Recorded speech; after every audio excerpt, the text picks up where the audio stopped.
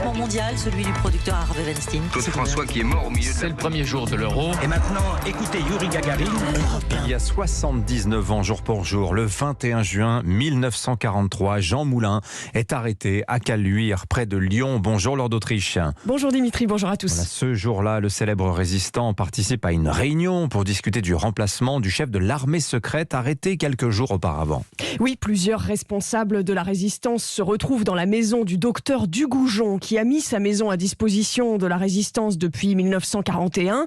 Et pendant ce temps, le médecin continue à y recevoir des patients et à faire ses consultations. Ce jour-là, alors que la réunion a commencé, la Gestapo arrive. Nous avons à Europe 1 retrouvé cette archive exceptionnelle de 1983. Le docteur Dugoujon raconte ce qui s'est passé. J'ai vu deux types assez importants et qui, à voix basse, à voix très basse, m'ont dit « Police allemande, vous avez une réunion chez vous ». Je leur ai dit non, ils m'ont pas cru. Et voilà, vous connaissez la suite. C'était à la fois bien et mal organisé, mais c'était surtout, je crois, c'était surtout trahi. La trahison par un des membres du groupe, c'est René Hardy, semble-t-il, qui joue double jeu. Le résistant Raymond Aubrac, proche de Jean Moulin, fait partie de la réunion ce jour-là. Il y a un homme de trop qui n'était pas convoqué.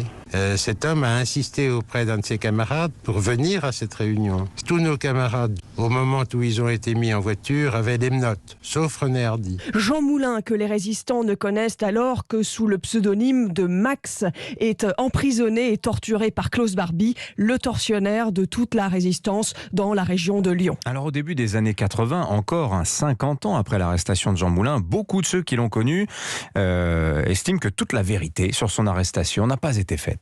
Oui, René Hardy s'est retrouvé devant les tribunaux 2 fois et a été acquitté 2 fois. Sur la personnalité de Jean Moulin, Antoinette Saxe, qui a été sa collaboratrice pendant des années, s'exprime sur Europe 1 au début des années 80 pour la toute première fois au micro de Jean-Pierre Elkabbach. Il reste de Jean Moulin que quand Jean Moulin a été porté disparu, personne ne le connaissait. Que je me suis mise à entreprendre, que je voulais mettre Jean Moulin à sa place et en faire ce qu'il est devenu, c'est-à-dire un héros national. Jean Moulin a été donné et ça a fait l'affaire de beaucoup de gens, c'est tout. N'ayant jamais vu le corps de Jean Moulin de ses propres yeux, Antoinette Saxe espérait encore au début des années 80 que Jean Moulin revienne. Les cendres du résistant se trouvent depuis 1964 au Panthéon. Merci beaucoup, Lord d'Autriche. Dans un